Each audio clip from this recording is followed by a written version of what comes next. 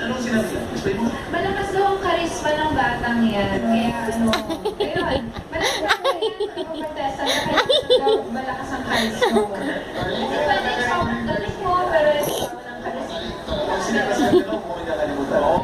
Malapit na pinagsabi ko.